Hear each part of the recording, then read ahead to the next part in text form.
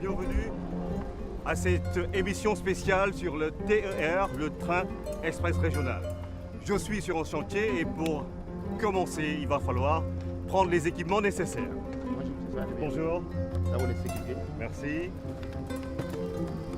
Ça, c'est les chaussures de chantier. De sécurité, d'accord.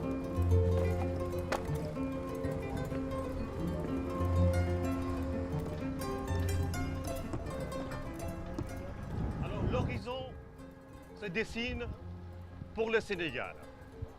Nous sommes à 1 an, 1 mois de la fin des travaux de ce projet, le train express régional. C'est le plus grand projet du Sénégal, propos du président Macky Sall. Nous sommes sur le site de l'emblématique gare de Diamniadio. C'est le terminus de la première phase du projet, le train express régional. Alors 395 jours nous séparent de la date butoir pour la réception justement de ce bijou qui va aider à moderniser le Sénégal et à régler les problèmes de déplacement des populations de Dakar, de AIBD à Diamniadio jusque là-bas. Sans doute la course contre la montre pour les entreprises étrangères ou sénégalaises impliquées dans ce projet. Et il faut dire que sur ce site du terminus de la première phase de ce projet, nous allons accueillir tout de suite Monsieur Marc Thiam, directeur général de Getran SA. Bonjour Monsieur Thiam. Bonjour Monsieur Diédhiou. Alors c'est vous qui gérez justement cette emblématique gare de Diamniadio et vous êtes avec vos équipes ici. Dites-nous qu'est-ce que vous comptez faire d'ici le 19 janvier 2019. Voilà, un schéma vaut mieux que 1000 discours. Donc je vous invite à regarder Donc ici nous avons, comme vous voyez, le profil de la gare de Diamniadio. Comme vous le constatez, nous avons donc une gare sur 3 niveaux, nous y reviendrons. Une autre gare sur 2 niveaux, reliée par une plateforme. L'idée c'est quoi? Nous avons voulu dans cette gare, et c'était le choix de son Excellence, Monsieur le Président Macky Sall, qu'à la fois le pôle urbain de Diamniadio et l'ancienne ville de Diamniadio puissent tous accéder à des gares avec toutes les commodités de transport. Maintenant, nous avons ici, si vous regardez très bien, vous avez donc les 2 gares avec donc tous les parkings, mais nous le verrons un peu plus loin. Et ça, c'est le pont. Et là, maintenant, c'est la voie, c'est l'axe 70, oui, justement, qui permet de relier l'autoroute à péage de la route nationale et qui permet aussi d'accéder, de sortir comme on veut, aller dans les villes intérieures à partir de la gare. Donc là, justement, vous le verrez, donc ça c'est la vue en plan. Ce que vous voyez justement, vous voyez comme je vous ai dit, donc cette gare qui est du côté du pôle urbain de Diamniadio, les différents rails, et justement l'autre gare qui est lui relié à l'ancienne ville de Diamniadio. Et si vous regardez, donc on peut accéder donc à cette gare emblématique de Diamniadio ou par le pôle urbain ou alors par l'ancienne gare sans pour autant que personne n'ait des problèmes de commodité. Alors nous sommes sur un site de combien d'hectares justement? Voilà, donc là nous sommes ici sur un site de 5 hectares de 50 000 m². Oui. Le hall principal sur 3 niveaux est de 9 000 m², 3 500 m² par niveau. Et nous avons donc le petit hall aussi de 1000 m², bon, relié par une passerelle qui fait à peu près 1000 m². D'accord. Nous sommes en train de faire les travaux d'excavation. Oui. Nous avons commencé il y a 1 mois et demi à faire donc ce qu'on appelle les études de sol, qui nous ont permis de savoir que pour arriver au bon sol, il fallait arriver à 6 mètres. Mais nous avons constaté quand nous avons creusé effectivement à 6 mètres, sur une partie, on arrivait sur le bon sol. Sur l'autre partie, il fallait partir jusqu'à 7 mètres. C'est pourquoi nous sommes en train d'excaver alors que nous pensions être arrivés au bon sol partout. Pour que partout nous arrivons sur le bon sol pour éviter les gonflements. La contrainte de Diamniadio que nous connaissons parce que nous sommes ici à Diamniadio depuis 3 ans est que Diamniadio, nous avons donc de l'argile gonflant et des kaolins gonflants. Le plus dangereux, ce n'est même pas l'argile, ce sont les kaolins. Et justement, vous avez vu les gars de laboratoire, ils sont là, vous les voyez déjà, qui sont en train d'analyser au fur et à mesure que nous arrivons au fond de fouille. pour que nous arrivions au niveau du calcaire où il n'y a pas de gonflement. Avant de faire, voilà, ce qui sont les gens du laboratoire qui sont habillés avec leur blouse blanche de l'autre côté. Voilà. Et justement, nous avons commencé, donc le tas rouge que vous voyez là, c'est la latérite. Oui. Nous allons substituer donc toute cette partie que nous avons enlevée par de la latérite jusqu'à une hauteur de 3 mètres, 3 mètres 50 avant de commencer les travaux de bétonnage. Super. Alors, dites-nous, cet aérogare va faire combien de Voilà, donc cet aérogare, superficie cet aérogare est construit sur 3 niveaux.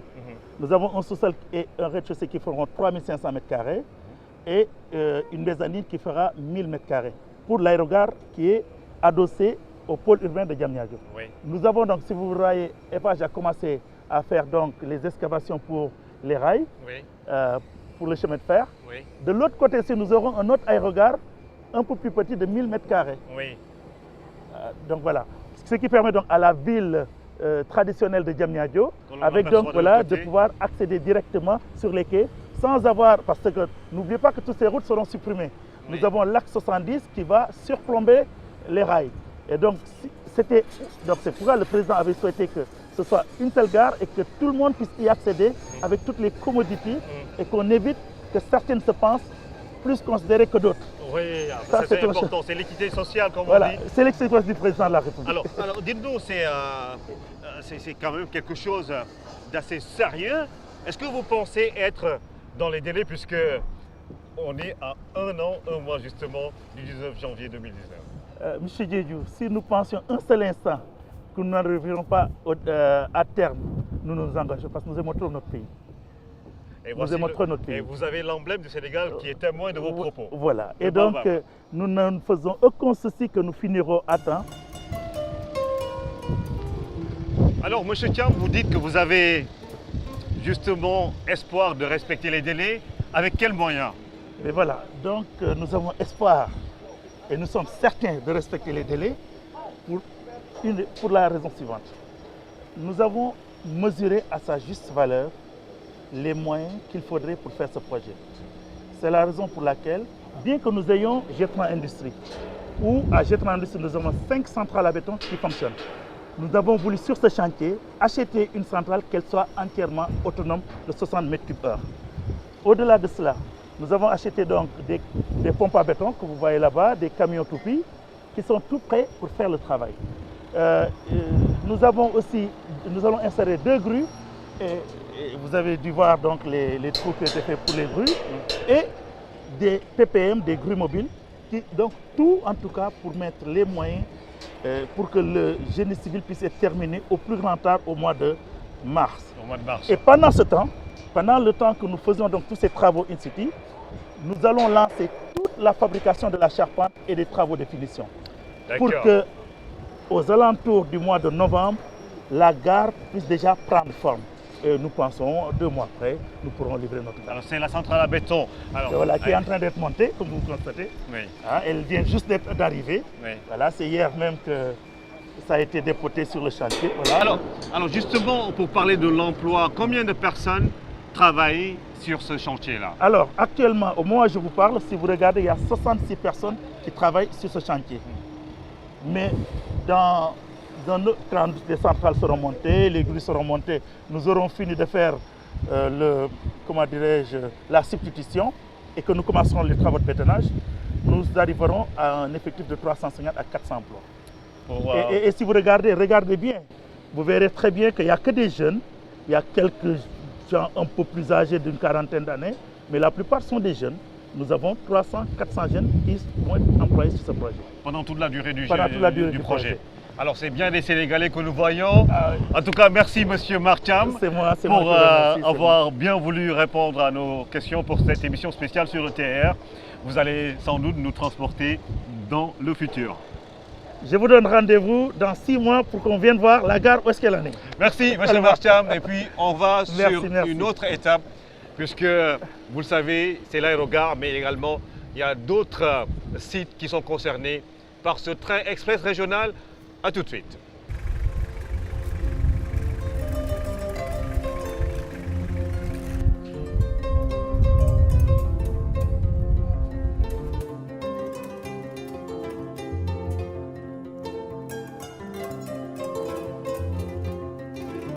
Nous allons retrouver le titulaire du lot 1. 3 entreprises CSE Sénégal, Eiffage France, Yapi Turquie. Ils ont gagné le marché des infrastructures, plateformes, voies ferrées, ouvrages d'art et sites de maintenance.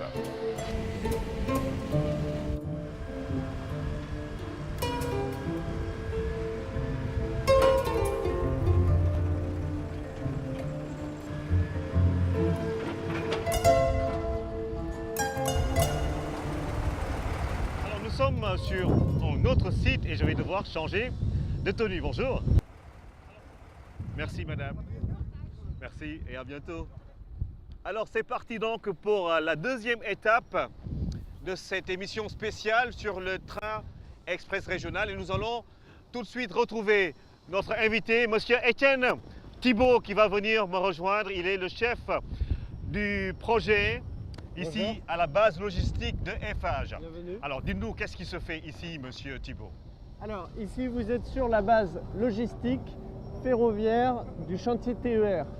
Vous savez, pour mettre de la terre sur une route, on prend un bulle. Pour mettre de l'enrobé sur une route, on prend un finisher. Et bien pour mettre la voie ferrée en place, on utilise des bourreuses, des locomotives et bien sûr il faut des espaces pour les garer. Donc ici on est en train de faire tout l'atelier préparatoire pour garer ces engins ferroviaires, faire des aires de chargement du ballast dans les ballastières ferroviaires pour ensuite les envoyer sur la voie ferrée et mettre en œuvre cette voie. Alors on parle toujours du respect des délais. Est-ce que vous pensez être au rendez-vous le jour J? Vous savez, on est mobilisé depuis plus d'1 an sur ce projet. Nos équipes sont en place. Aujourd'hui, nous avons terminé la conception de ce projet. Toute la logistique est en cours. Le défi de ce chantier, il est double. Il est à la fois administratif et logistique. Alors Étienne, il y a le défi de la logistique, mais également le défi administratif. Voilà. Ça veut dire qu'il faut que tout le monde s'implique et aille vite. C'est primordial.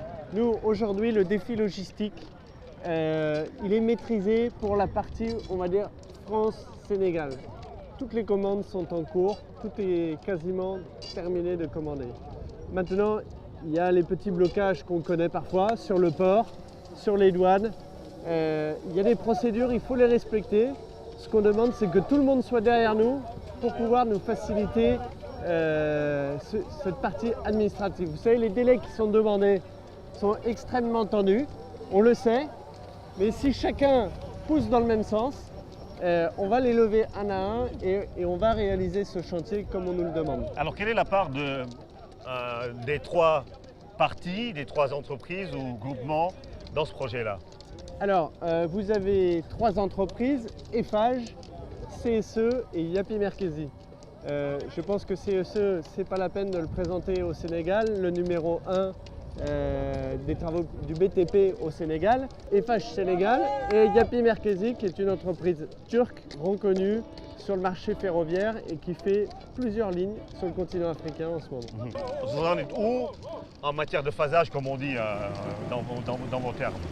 Donc le chantier pour les opérations terrain, nous sommes partis des libérations d'emprise qui ont été faites en premier, c'est-à-dire côté est de la voie, côté Bargny et Diamniadio.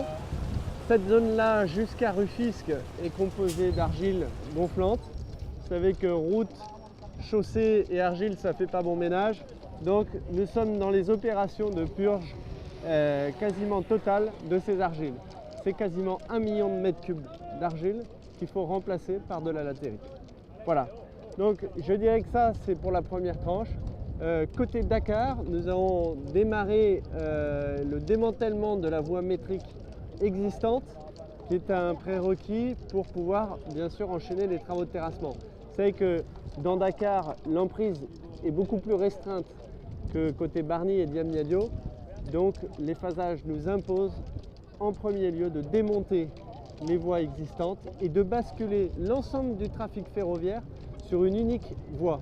C'est-à-dire qu'aujourd'hui, globalement, vous avez 2 voies, une voie pour le sens aller, une voie pour le sens retour. Pour les besoins du chantier, nous allons basculer l'ensemble du trafic ferroviaire et du PTB sur une seule voie. Alors, combien de personnes vont travailler ou travaillent sur ce site-là? Alors aujourd'hui, le groupement emploie directement 500 personnes. Avec les sous-traitants que nous faisons travailler, c'est déjà plus de 1000 personnes qui travaillent sur le chantier. Bien sûr, c'est un chantier multinational puisque nous avons des Français, des Turcs, des Sénégalais, mais je dirais que les Sénégalais sont mobilisés à plus de 95% en termes d'effectifs sur ce chantier. Il y a une part importante d'ingénierie qui est importée, de l'ingénierie française, de l'ingénierie turque.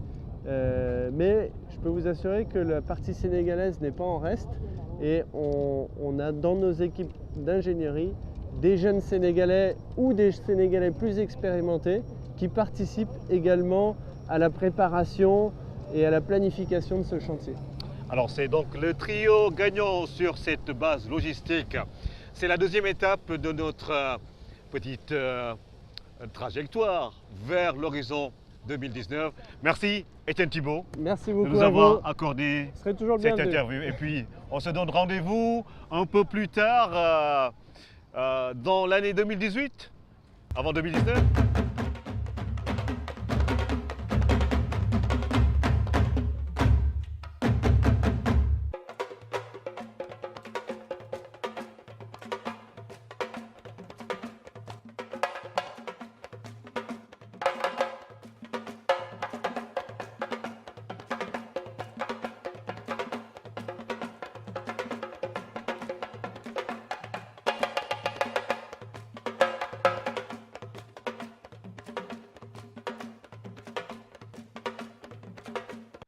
Colobane, le célèbre quartier de Dakar et son populeux marché va sans doute changer de visage avec le train express régional. Vous l'aurez compris, nous sommes sur le site qui va également permettre à ce train express régional de répondre aux besoins des Sénégalais en matière de transport. Et nous allons tout de suite avec Monsieur Gueye vous parler de ce qui va se faire au niveau de ce site. Alors casque, chaussures de sécurité et peut-être des lunettes. Exigence. C'est donc là que va se jouer une autre partie du projet. Nous sommes avec les responsables, Monsieur Gueye Moustapha de CSE et Madame Tuline de Yapi. de Yapi Merkezi. Alors, bonjour monsieur, bonjour madame. Alors dites-nous, qu'est-ce qui va se faire ici? Le train express régional, donc, qui se fera en groupement avec 3 entreprises. Il y a Eiffage, CSE et Yapi Merkezi, qui est une entreprise turque. Donc c'est ces 3 entreprises-là qui ensemble vont réaliser ce projet. Alors là où vous nous trouvez aujourd'hui, c'est le centre de maintenance pour le matériel roulant. C'est quoi ce centre de maintenance du matériel roulant qui est bâti sur une superficie d'un terrain d'une superficie de 7 hectares? C'est là que les trains qui vont venir en pièces détachées vont être montés. Le point nodal, un très grand bâtiment qui est le bâtiment principal, qui va faire en surface développée 16 000 m². C'est dans ce bâtiment-là, il y a 6 voies. C'est dans ce bâtiment que les trains vont être montés. Et il y aura combien de bâtiments sur ce Il y aura site-là? au total 7 bâtiments qui vont être construits.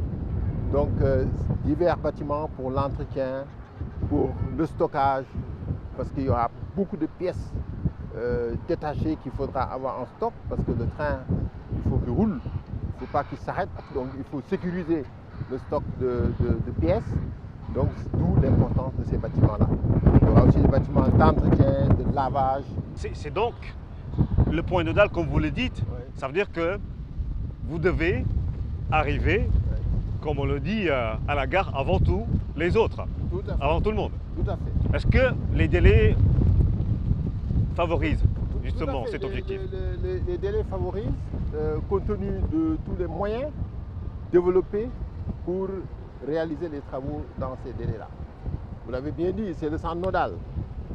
Si ce bâtiment-là n'est pas fonctionnel, aucun train ne peut être monté, donc aucun train ne peut rouler. Donc, il y a une exigence nette de finir et de rendre fonctionnel ce bâtiment-là dans les délais. Les dispositions sont prises Oui. en 2018, aux alentours de novembre. Oui. Novembre 2018, le bâtiment est fonctionnel. Et les trains pourront être montés et pouvoir rouler dans le cadre, comme vous le savez, du rendez-vous de janvier 2019. Est-ce qu'il y a des contraintes justement sur le déroulement du projet? Bon, les contraintes sur le déroulement du projet, c'est d'abord, ici vous le voyez, on est sur un terrain abrité, Colobane. Donc on connaissait l'histoire, c'était des ferrailleurs, c'était des mécaniciens. Je vais les appeler la famille du TER. La famille du TER. Parce que tous ces Voilà. profils travaillent dans le Donc, train aussi. Nécessairement, ce travail allait avec une certaine pollution. Donc, il y a une contrainte déjà d'évacuer tout ce matériau-là sur une profondeur allant jusqu'à 3 mètres par endroit et de dégager et le mettre vraiment dans des endroits appropriés pour respecter les normes environnementales. Donc, les dispositions sont prises. Bien sûr, les machines sont là, les déblais sont en train de se faire et dans une semaine, 10 jours, on aura fini tous les terrassements pour attaquer les fondations des bâtiments, surtout du bâtiment principal. Et combien de personnes vont travailler ici? Sur ce site, au total, en ouvriers et techniciens, vous aurez autour de 200 personnes qui vont travailler ici. Ah. Et des Sénégalais pour la Il plupart? y aura des Sénégalais, il y aura, vous savez, c'est un chantier, comment dirais-je, international. Hein? Donc vous aurez des Sénégalais, vous aurez des Français, vous aurez des Turcs. Et quand je dis même des Sénégalais, vous aurez aussi des Africains de la sous-région Oui.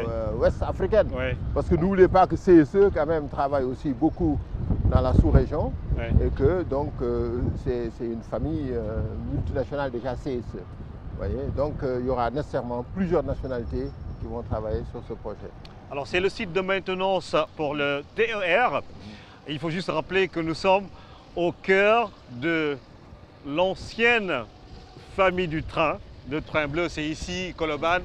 Et la perspective pour toutes ces personnes qui ont été réinstallées à Sébikotane, quelques 3500 personnes habitaient ici, certains sont nés ici, ont vécu pendant 4 décennies, sinon plus, sur ce site qui a abrité, comme le disait tout à l'heure M. Gay, des mécaniciens, des ferrailleurs. Alors, merci en tout cas, et on espère que vous serez au rendez-vous. On peut le dire? Non, on y sera.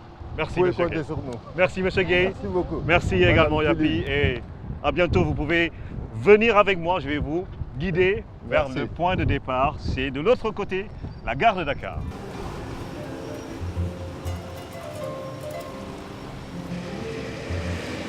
Nous sommes en train de traverser la ligne existante dont les rails sont actuellement en train d'être démontés, comme vous le voyez sans doute sur ces images.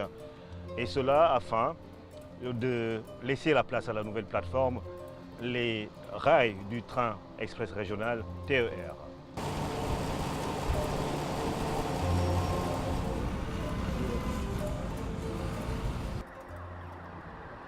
Alors, dernière étape, nous sommes à la gare de Dakar, patrimoine classé, construite en 1905. Et pour nous accueillir ici, sur ce site qui abrite la maison du TER, M. Gérard Sénac, Merci. PDG de FH Sénégal, et M. Alioune Badiane, directeur général adjoint de FH Sénégal. Merci, Diego. Alors je vais devoir mettre mon casque pour la Entrez visite dedans de et lieu. éventuellement tes chaussures. hein. Nous Allez, avons le- vérifié, la tenue est conforme, nous pouvons y aller. C'est parfait. Marché international, Sénégal émergent, obligé. Il faut respecter les normes Tout à fait. Normes internationales en la matière, et nous allons avec eux découvrir ce Je pense site. que Alioune va vous faire passer par l'ouverture Voilà, Ah, c'est par là. c'est pas mal. 14 Merci, janvier monsieur Badiane. 2000. J'ai passé derrière toi. Alors c'est ici que le président Macky Sall lançait les travaux. Et Ah, D'accord. au mois de janvier 2019, ce sera sans doute ici que ce projet va connaître son épilogue et justement permettre aux Sénégalais d'entrer dans ce train express régional. Et nous allons avec nos invités voir un peu les contours du projet ici. C'est le point de départ de ce projet d'envergure pour le Sénégal. Alors nous allons marcher un peu, messieurs. Et c'est M. Sénac qui va être mon guide aujourd'hui, n'est-ce Alors pas? écoutez, aujourd'hui, ce que je voudrais que vous ayez un œil sur cette façade qui date de 1900, avec le départ, l'arrivée de la gare et toutes ces céramiques. Mais aujourd'hui, le défi pour Eiffage, c'est de conserver cette façade avec ses briques d'origine, ses céramiques d'origine, les garder. Et c'est pour ça que vous avez devant une façade métallique qui va tenir l'ensemble de la fresque.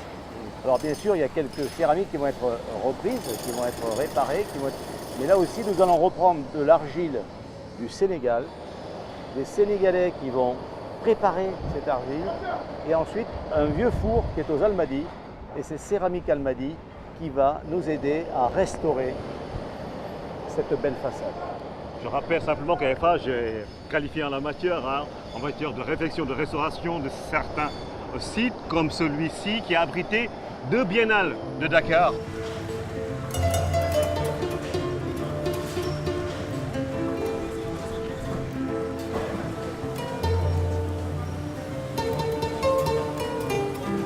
Alors nous sommes justement dans le cœur de cette gare mythique de Dakar et nous allons tout de suite avec nos 2 invités, M. Alioune Badiane et M. Gérard Sénac, retrouver le chef de projet, M. Daouda Seck, qui est en train justement de contrôler tout ce qui se fait de l'autre côté. Alors messieurs, dites-nous, M. Badiane, Eiffage est connu pour avoir réhabilité beaucoup de bâtiments. Aujourd'hui, qu'est-ce que ça vous fait d'être dans le cœur de ce projet-là? Alors, dans le cœur de ce projet, tout d'abord, ça nous fait plaisir parce que c'est dans notre assiette. Nous avons eu beaucoup d'expérience de ce genre de travaux, que ce soit la restauration, la rénovation ou la réhabilitation, ça fait partie de nos cœurs de métier. Ah oui. Vous êtes une entreprise qui a été choisie pour ce projet phare du Sénégal émergent d'ici 2035. Vous êtes sans doute impliqué à plus d'un titre. Vous voulez laisser votre empreinte ici, sans doute. Bah, écoutez, j'ai eu le plaisir d'être accueilli dans ce beau pays en 1989. Depuis, je réside au Sénégal. Et ma fierté, c'est d'être, après toute une carrière en Afrique, c'est d'être au Sénégal, ce pays qui est un pays enchanteur. Difficile, mais un beau pays. La gare, on en a parlé avec Alioune, et on en a parlé tout à l'heure, c'est la culture. Et moi, ce qui me plaît ici, c'est que nous sommes dans un endroit qui paraît restreint, qui paraît serré, confiné. Et tout à l'heure, le chef de projet le dira. Et moi, ce que j'aime bien regarder, c'est là. Alors évidemment, là, on a malheureusement une clôture de chantier. Mais dès que vous irez tout à l'heure avec votre appareil, là, vous allez voir. Vous allez voir ce que vous allez voir. L'horizon de 2019, c'est là-bas. Mais parfait. tout démarre ici. Ouais. Mais tout démarrera ici, Ouais. dans cette gare mythique. De Dakar.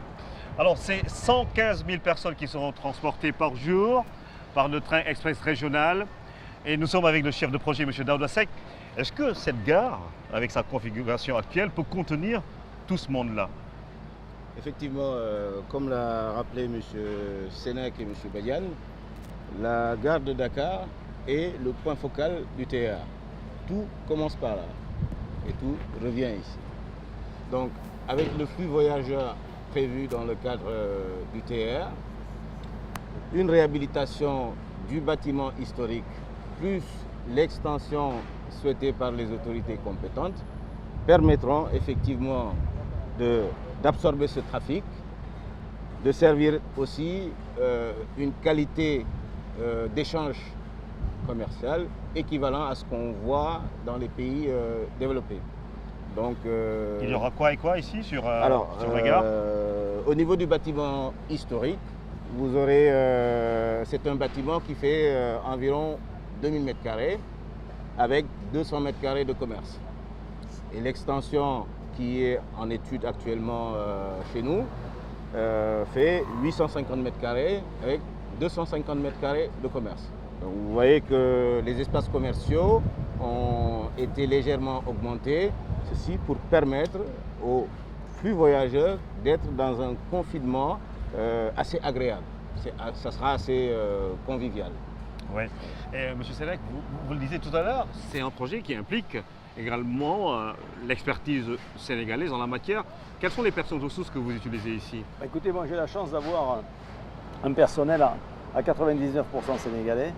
Et dans ce personnel, je prends le petit complément. Alors, on a fait venir un expert ou deux pour la rénovation, pour la charpente métallique. Ce sont des expertises qui ont été faites par les compétences du groupe à Paris. En fait, la charpente métallique, on était parti pour la faire nous-mêmes avec les techniciens français. Ça aurait coûté une fortune. Et on s'est aperçu, parce qu'on le sait, parce qu'on travaille avec eux depuis longtemps, que localement, il y a une expertise sénégalaise et c'est celle-là qu'on a pris. Est-ce qu'on sera dans les délais? Nous sommes à 395 jours, justement, de la date butoir du 19 janvier, M. Badiane. Absolument. Je vous ai dit tantôt qu'on a des experts dans ce genre de travaux et ça ne nous a jamais fait peur. Donc, nous serons à l'arrivée, ce sera dans les délais. Le train va siffler ici, sans doute, en janvier 2019. Et M. Gérard Sénèque sera sans doute avec... Nous serons là pour monter dans le train. Pour monter dans le train. Tout à fait. Direction Diamniadio. Et avec le groupe FH, CSE et les Turcs également. Yapi. C'est un projet de l'État du Sénégal et c'est un projet pour plusieurs générations. Ceci est un legs, mon legs pour les générations futures. Ce sont encore une fois les propos du président Macky Sall, messieurs. Nous allons emprunter le chemin qui mène vers l'émergence, sans doute.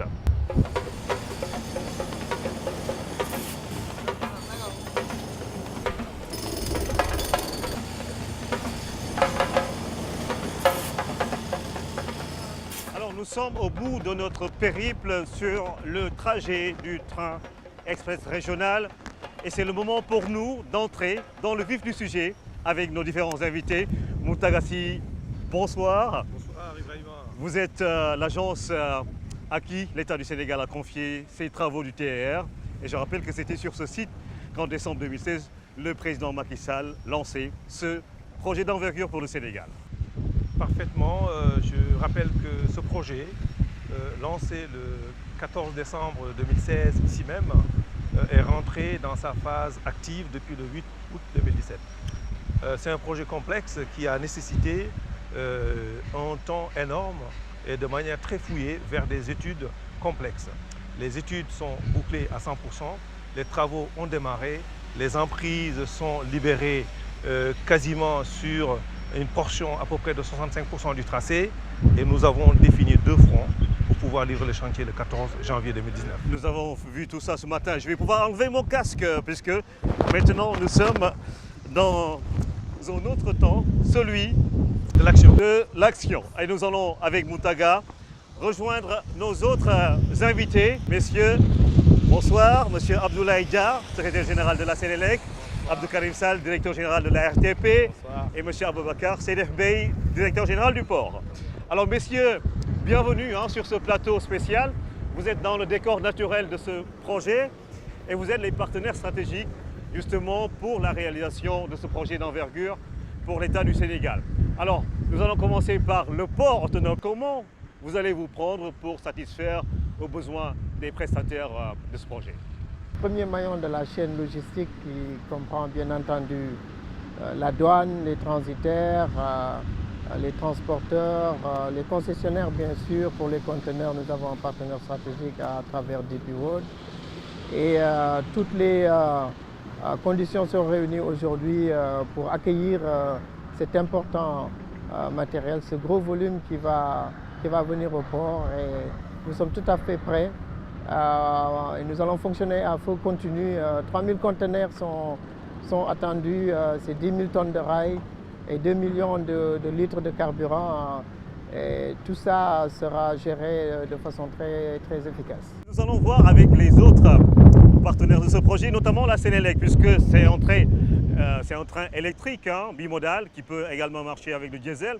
Est-ce qu'aujourd'hui, la Sénélec a pris les dispositions nécessaires pour qu'à la date butoir, l'on puisse dire voici ce qui a été fait par la Sénélec pour accompagner justement ce projet-là? Ce sera donc pour nous une fierté. Et nous avons pris toutes les dispositions, puisque comme vous le savez, notre pays dispose déjà des capacités suffisantes pour alimenter les Sénégalais. Nous avons au moins une marge de 20% disponible.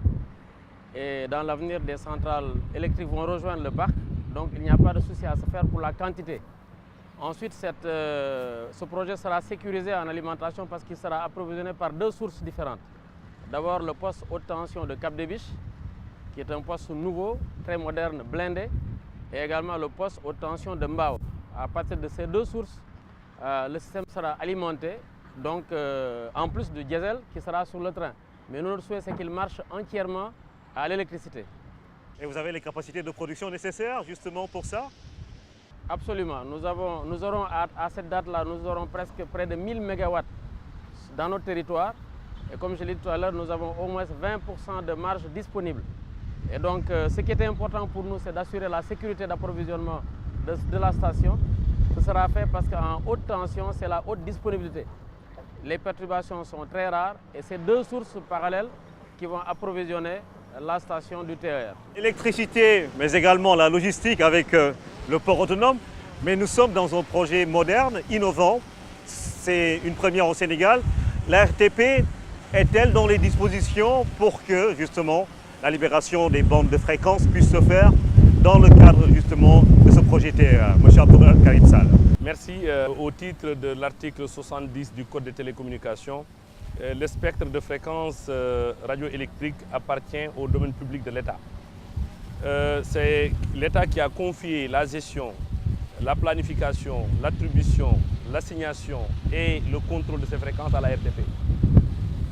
Depuis le démarrage des travaux, on entend parler de la libération des emprises physiques. Mais il faudrait comprendre que le train ne peut pas fonctionner si on ne procède pas à l'attribution des fréquences nécessaires.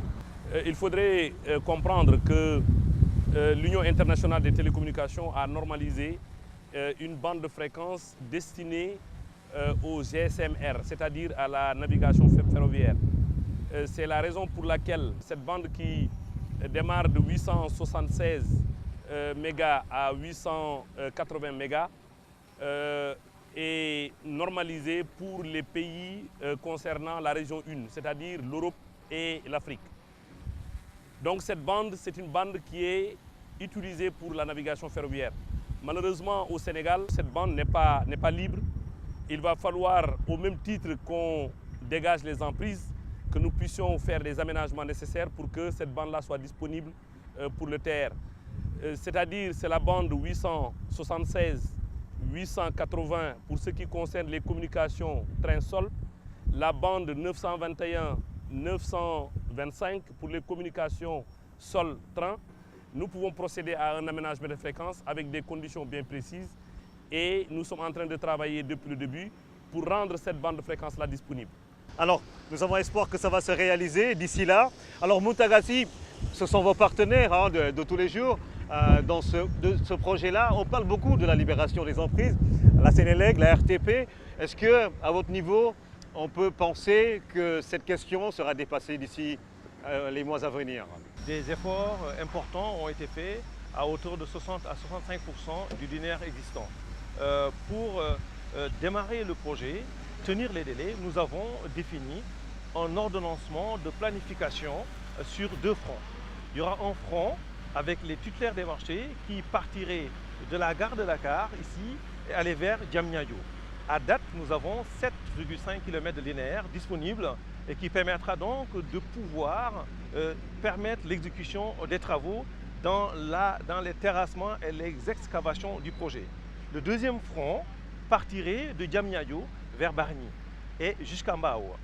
Sur ce linéaire, les emprises ont été libérées, les indemnisations sont faites dans un schéma d'intelligence en relation avec le groupe opérationnel présidé par le gouverneur de Dakar. Et donc ces deux fronts vont partir en même temps. Je rappelle que le premier coup de pioche a été lancé le 14 septembre 2017. Aujourd'hui, les titulaires des marchés ont rapatrié les engins, les matériaux de chantier et commencent donc l'exécution du travaux avec les terrassements. À date, l'intensification et la densification des ressources se fait maintenant au niveau du département de Pikine. Le département de Pikine pour la libération des emprises est à l'école du département de Dakar et du département de Rufisque. Nous sommes confiants, nous pensons aussi les gros morceaux en termes de base de travaux, c'est-à-dire les assiettes foncières nécessaires au projet ont été déjà libérées. Je parle du site de maintenance du matériel roulant à Colobane, sur une assiette foncière de 7 hectares a été libérée et son Excellence le Président de la République a pris la décision heureuse de recaser les mécaniciens de Colobane. On leur a attribué un foncier de 3 hectares où ils pourront s'insérer professionnellement dans des conditions optimisées et en relation avec le ministère de la formation professionnelle et de l'enseignement technique et de l'artisanat. Voilà en réalité ce qui a été mis à disposition pour permettre le démarrage effectif des travaux. Nous rappelons aussi que le TER, ce n'est pas que du ferroviaire. Il y a aussi 14 gares sur le tracé. Donc de Dakar à Diamniadio, il y a 13 gares. C'est des gares et des haltes. Nous sommes en face de la gare de Dakar qui est en cours de construction, de réhabilitation. Et cette gare sera livrée en fin 2018, exactement septembre-octobre 2018. La gare emblématique de Diamniadio. Cette gare aussi est en cours de construction, vous l'avez visitée ce matin. Cette gare serait aussi disponible, livrée et connectée électriquement sur les schémas de chantier en novembre 2018. Et les autres gares se feront, c'est des gares et des haltes, prises en charge par le secteur privé sénégalais. Nous rappelons aussi que sur les marchés du TER, avec énormément de travaux de génie civil, c'est un groupement qui embarque un secteur privé sénégalais, c'est-à-dire la CSE, Compagnie Sahélienne d'entreprise, qui est un membre du groupement en co-traitance et non en sous-traitant. Le marché M2, c'est NJ, c'est toute l'intelligence du projet. Le DG de la RTP l'a expliqué tout à l'heure. C'est une spécificité et vous comprenez que le TER, ce n'est pas une problématique de la PIX, c'est toute l'administration en toute cohérence à travers un comité de pilotage et un comité technique animé de manière régulière qui a permis d'aboutir à ces résultats-là. Bien sûr. Et aussi le marché M3, donc c'est la CDE, une entreprise sénégalaise qui participe en tant que co-traitant. Et enfin, nous avons le marché M5, le matériel roulant, qui se déroule correctement en France. Et aujourd'hui, nous avons les premiers chaudrons du train de Dakar réceptionnés avec des ossatures peintes et le travail se fait de manière cohérente. Alors c'est un projet de l'État du Sénégal dans le cadre de la vision du président Macky Sall, le plan Sénégal émergent. Et il a dit c'est le plus grand projet du Sénégal depuis les indépendances. Messieurs, vous avez du pain sur la planche. Alors pour le port autonome de Dakar, est-ce que ces défis de janvier 2019 pourraient être relevés dans les conditions idoines puisque tout ce matériel-là va débarquer ici au niveau de votre port, monsieur? C'est un défi qui rentre dans le cadre de la vision du président de faire du Sénégal en pays émergent en 2035. À la limite, donc, on peut se dire que c'est un point de départ. 2019 ne sera pas un point d'aboutissement. Pour le port de Dakar, c'est aussi le plan de décongestion qui est mis en branle et qui va consacrer une meilleure compétitivité du port de Dakar. Et donc ce projet est un projet qui vient à l'heure pour tester notre capacité et nous sommes absolument confiants de pouvoir relever le défi. Nous commençons déjà à fonctionner à feu continu en relation avec tous les acteurs portuaires, tous les usagers, les concessionnaires, les transitaires, la douane bien entendu, les transporteurs, parce que c'est une chaîne logistique. Il y a un comité qui a été mis en place et qui fait fonctionner, qui fait interacter tous les usagers pour relever ce défi, mais continuer sur cette lancée. Les conteneurs ont commencé à débarquer? Les conteneurs ont commencé à débarquer et je dois dire aussi que le port contribue avec son foncier à mettre à la disposition des entreprises sénégalaises des espaces dédiés pour le transit à l'intérieur du port déjà et à l'extérieur sur le foncier qui est mis à contribution pour les entreprises sénégalaises. Merci M. Bey. Nous rappelons justement que le gouverneur de Dakar et le directeur général du Petit Train Bleu de l'ANCF, l'Agence nationale du chemin de fer, vont nous rejoindre pour le deuxième plateau justement consacré à cette émission spéciale. Alors la RTP, la 4G, c'est à la mode, on parle de la fibre optique. Alors tout cela, ça relève d'une certaine compétence de votre agence à pouvoir répondre aux attentes. Est-ce que le personnel, les moyens vont suivre d'ici cette échéance-là de 2019? Pour avoir le TR, il faut impérativement libérer la bande fréquence candidate. Nous avons deux options. La première option, c'est de voir dans quelle mesure nous allons translater vers la bande 870-873 qui est occupée par le CDMA de l'ADIE en trouvant d'autres fréquences à l'ADIE. La deuxième option, c'est d'appliquer le code des télécommunications qui veut que lorsqu'on veut procéder à un réaménagement, c'est celui qui reçoit les fréquences qui prend en charge les frais de réaménagement. Et ça, c'est une option qui est quand même assez coûteuse. C'est la raison pour laquelle, en ce qui concerne cette libération, nous allons prendre deux décisions. La première décision, c'est de retirer la bande 876-880. La deuxième décision, c'est d'attribuer la bande 876-880 au TR. Et ça permettra au TR de pouvoir démarrer les essais. La 4G, vous savez, actuellement nous avons un seul opérateur qui dispose de la 4G. La 4G est disponible à Dakar jusqu'à la IBD. Donc ceux qui vont fréquenter le train auront naturellement et forcément la 4G. Est-ce que le Sénégal peut s'attendre à accueillir ce projet d'une telle puissance en matière d'électricité sans crainte? Aujourd'hui, je vous ai dit, nous sommes à près de 900 MW sur notre sol. Et il n'y a aucune crainte à se faire pour cette puissance-là. C'est la puissance d'un quartier en fait pour nous. Mais ce que j'ai dit tout à l'heure, ce qui est plus important, c'est la sécurité d'approvisionnement. La sécurité, elle sera garantie par la double alimentation dans deux postes haute tension source qui sont à moins de 4 km l'un et 1 km 800 l'autre, Cap des Biches et Mbao. C'est vraiment le défi de la sécurité et cette double alimentation, c'est ce qui se fait de mieux dans le domaine des transports électriques. Messieurs, merci. Nous allons céder la place. Mountaga, tu vas rester pour accueillir le gouverneur de Dakar, le directeur général de l'ANCF et du Petit Train Bleu. Et ce sera la suite de cette émission spéciale sur le train express régional. Alors, nous allons retrouver nos invités pour ce deuxième plateau. Mountaga Sy reste avec nous. Alors, Mountaga, quelle est la réalité des chiffres? Quel est le vrai chiffre justement autour de ce projet? Le projet du TR, pour sa phase de Dakar à Diamniadio, se chiffre à un coût de 568 milliards de francs CFA. Ça, c'est le schéma actuel de financement qui soutient les fonctionnalités retenues du projet et les fonctionnalités contractuelles. Dans ces 568 milliards, le marché M1, qui a en charge la réalisation de la plateforme, donc les infrastructures et les travaux de génie civil, s'élève à un montant de 206 milliards de francs CFA. Le marché M2, donc le système d'intelligence du projet, c'est 128 milliards de francs CFA. Le marché M5, le matériel roulant, c'est 110 milliards de francs CFA.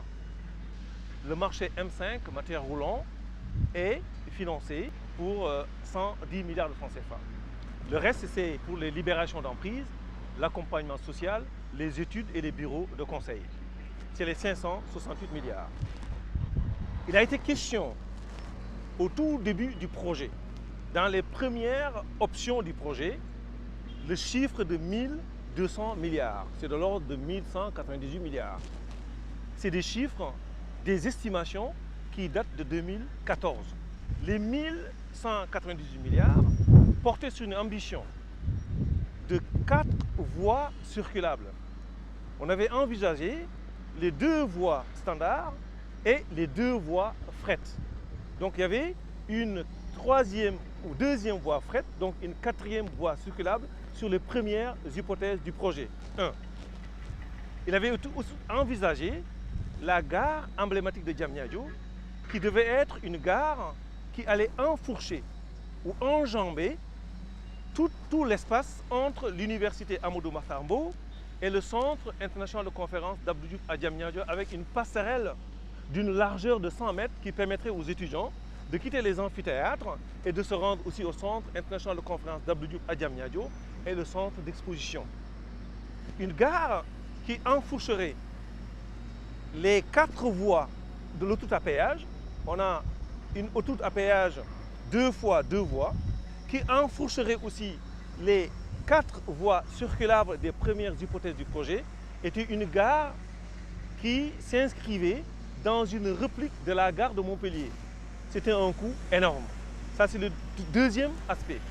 Le troisième aspect, il était prévu une centrale électrique dédiée au TER. Au lieu de se piquer sur l'énergie de la Sénélec, de faire une centrale électrique dédiée, comme il l'a dit tantôt, 2 fois 25 MVA. Et ça, ce sont les premières hypothèses qui nécessitaient. Dans un premier temps, les hypothèses du projet partaient sur un postulat qu'à partir de Bargny, le TER devait rester parallèle à l'autoroute à péage, donc traverser la ville de Diamniadio. Et le fait que le TER avait comme hypothèse de traverser la ville de Diamniadio, on devait démolir 3 ouvrages de franchissement sur l'autoroute à péage, mais aussi déconstruire des schémas de projet sur une ville déjà conçue, la ville de Diamniadio, avant le projet de TER. C'était 1128 milliards, 198 milliards. On est en décembre 2014, janvier, février 2015. Cette première hypothèse de projet avait été soumise à son Excellence le Président de la République. Il a effectué les arbitrages nécessaires pour aller vers un projet soutenable par l'État du Sénégal et qui répondrait aux besoins de mobilité urbaine du pays. C'est là où son Excellence a décidé qu'on reste sur le tracé actuel.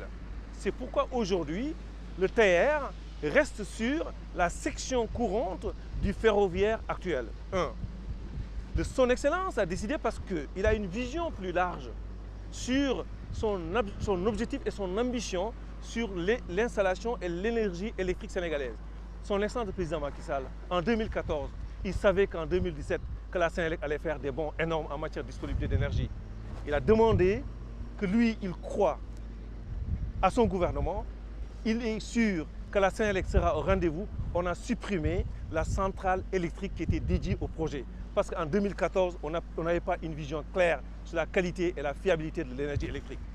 Son Excellence, le Président de la République, a aussi décidé de reconfigurer le projet sur un schéma de 2 voies circulables et en UIC et une voie à fret. C'est ça qui avait ramené le projet à 415 milliards dans le programme fonctionnel.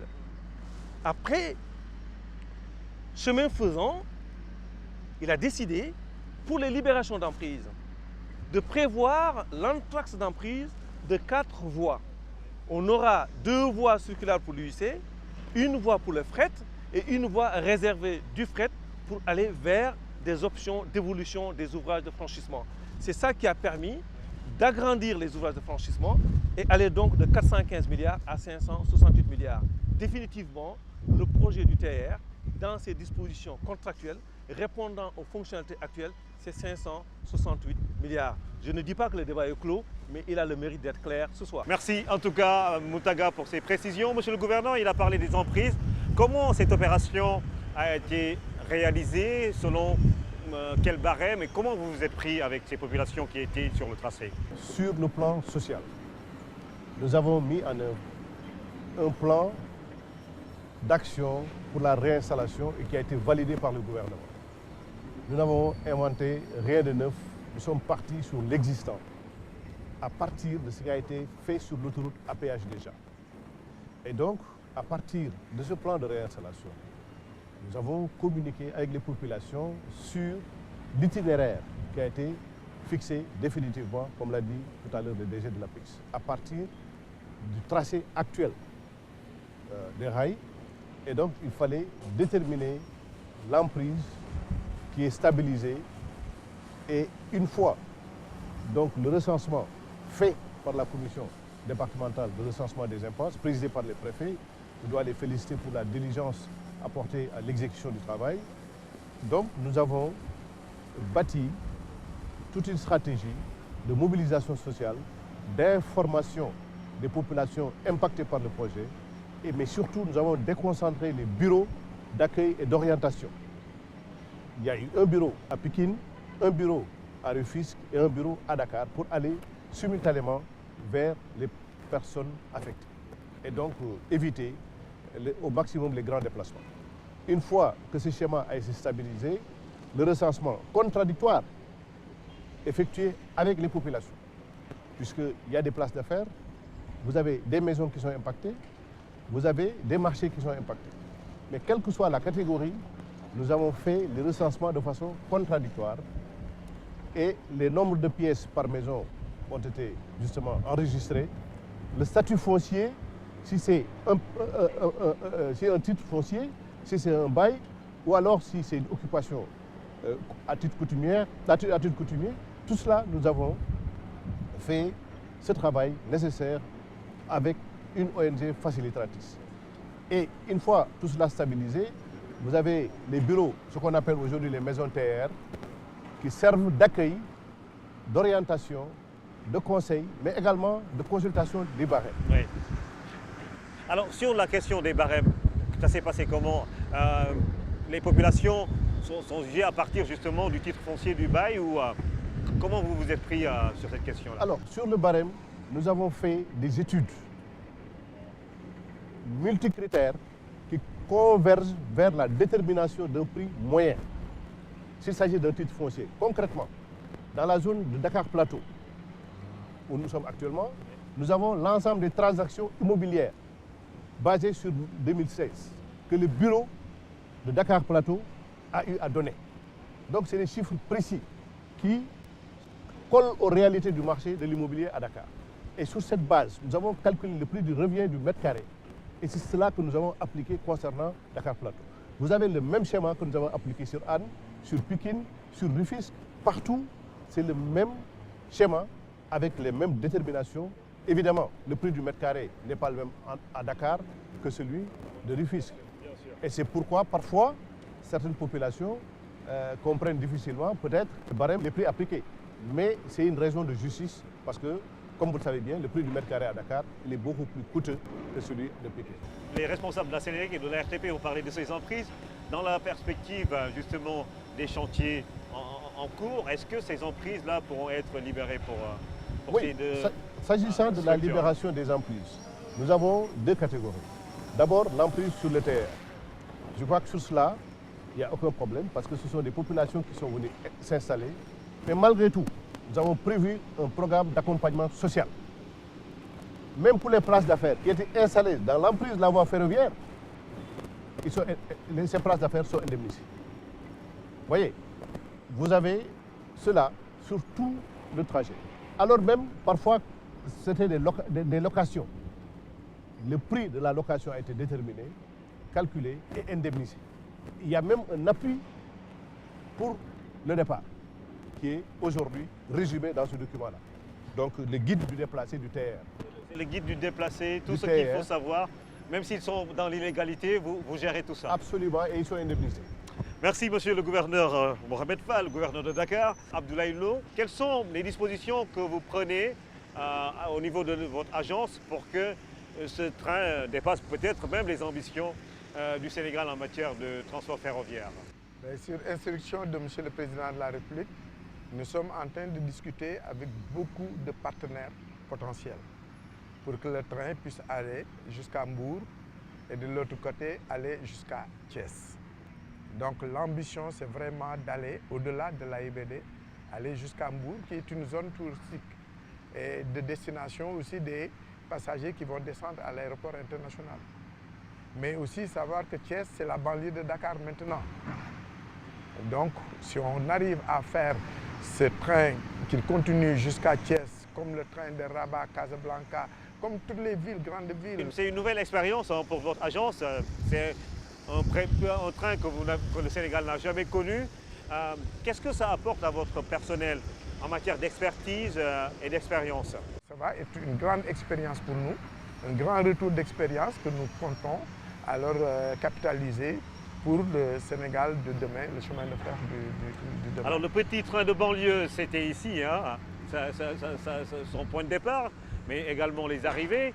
Vous êtes concerné par ce projet. Quelles sont les dispositions que vous avez prises pour que le petit train bleu continue à rouler, comme on dit, dans le cadre de ce projet qui est en cours, qui est presque à côté de vous? Cette vision de son Excellence, Monsieur le Président de la République, continue de prendre en charge la banlieue dakaroise, la ville de Thiès et toutes les localités qui sont desservies par le petit train de banlieue. C'est dire que le besoin en transport est là et concomitamment avec les travaux en cours, le service s'effectue correctement. Il est vrai que nous avons dû procéder à des réaménagements en bonne coordination, en bonne intelligence avec l'APIX. Et vous me permettrez quand même de féliciter l'APIX pour le bon travail qu'ils sont en train de faire. Ils sont en train de traduire la vision du chef de l'État, une vision moderne de la politique ferroviaire pour un service public de transport de qualité basé sur la triptyque rapidité, sécurité et fiabilité.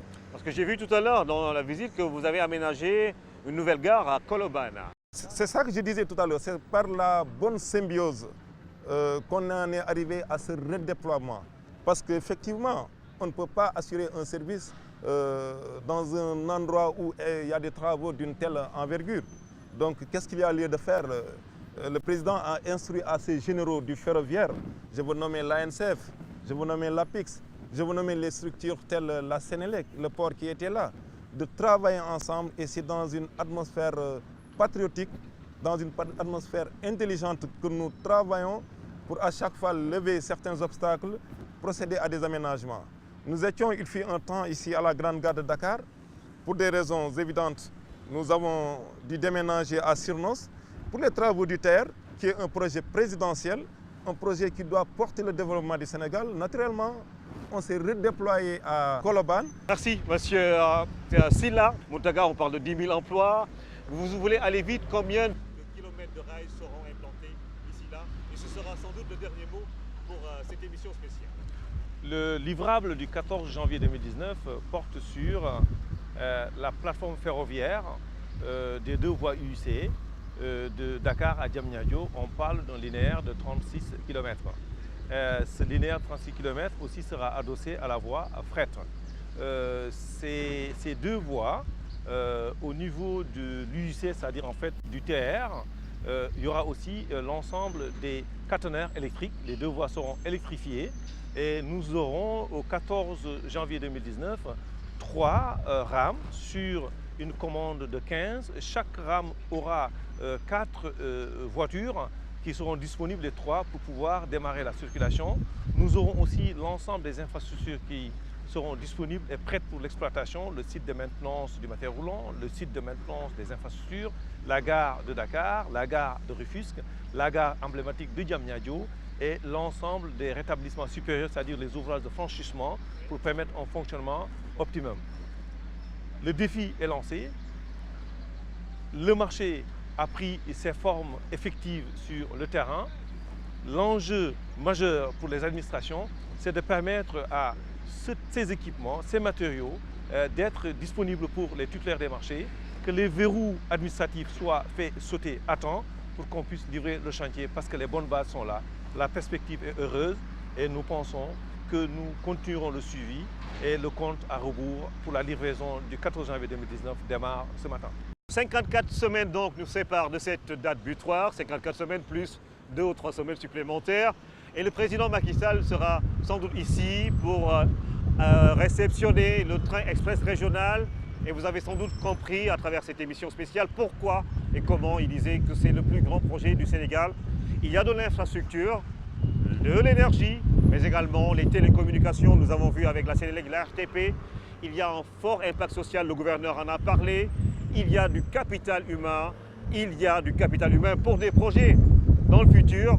La NCF l'a révélé tout à l'heure, mais il y a également tout ce matériel qui sera mis à la disposition du Sénégal après la réalisation de ce train express régional. Alors, j'espère que vous avez compris tout ce qui a été dit, l'esprit de ce projet, et il y a en ligne de mire l'émergence du Sénégal en 2035. Merci à vous, messieurs, et je vais tout de suite retrouver un artiste sénégalais qui ne sait pas creuser des trous ni installer des rails, mais c'est quelqu'un qui s'engage à accompagner le président Macky Sall dans ce projet-là. Il s'appelle Pape Diouf, Génération Consciente. naka yi tey sant yàlla jaajëf waay jàmm alhamdulilah kon nañ dox si yoon bi nga xam ne mooy dem ba Diamniadio waaw jàll Pikine waaw jaar ginnaaw raay waaw gis nga jaar ci banlieue bi waaw gis nga train express régional demoon nga bi Alsace non dem naa Alsace ci société bi nga xamante ni ñoom ñooy defar train bi dem naa fa ànd ak suma frère l'international El Hadji Ousseynou Diouf ngir soutenir projet train express régional bi nga xamante ni son excellence le président monsieur Macky Sall def na ko pour le bien des Sénégalais. ñu teg ko si raay bi nag kon Pape Diouf ngi nii génération consciente dañuy ànd ak moom. Pape da ñuy mosal rek.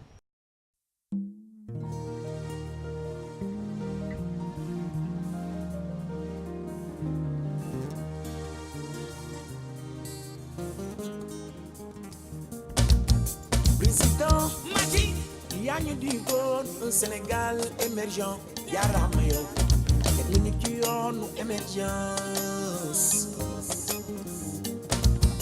Président Macky da nga ñu digoon un Sénégal émergent gàcce ngalaama yow maa ngi ci yoonu émergence.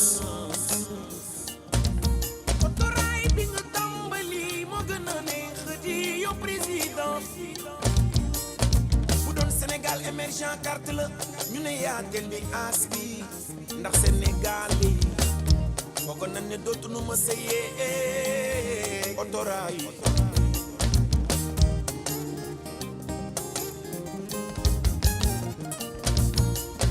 di nga indi train express régional néew loonu na xembaay da nga jël bi mu te gën a baax di gën a gaaw di gën a yaatu Sénégal Salangari bi moto écartement man guddi man ba ca teemal moto diesel électrique la ak a gaaw yow ko ci duggee lu xel ya rëy doo ko yëg ngir nga war nga daane waxtu néew jëf ja bari lool yow président lii la réew mi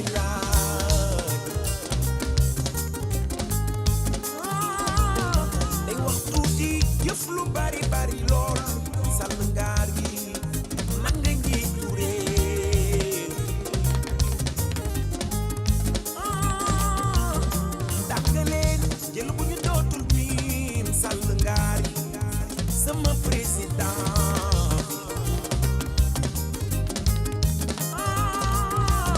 dukuloo Ali Rasi pour gene nan dem ba door sàll ngaar gi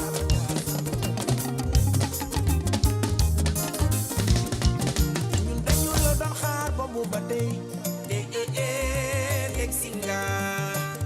dañu la namoon autorail train express régional sa rafetaay sa yaatuwaay lii mooy émergence te ci bu bees waaye jëlal sa benn tànk teg ci côté jëlal sa benn tànk teg ci côté écarte may standard écarte liggéey bi daal tàmbali na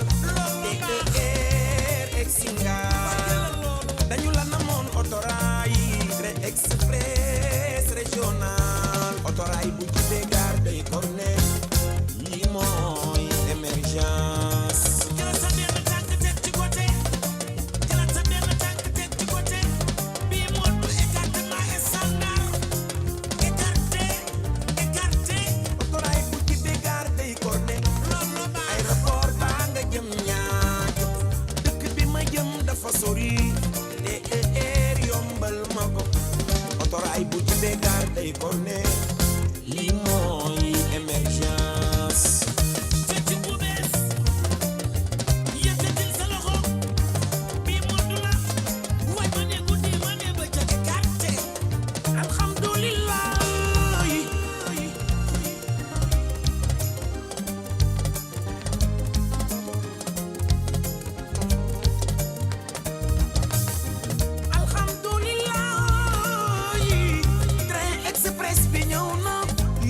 sunu dem ak dikk ci diggante Mali ak Ndakaaru yaay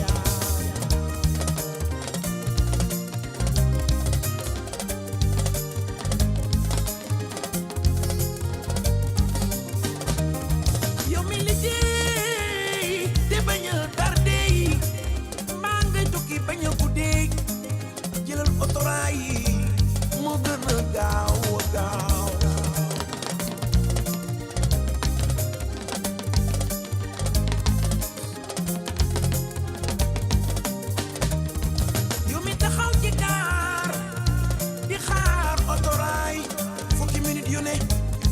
fekk la fa projet fukki train ak juróom la fa jam ñaajo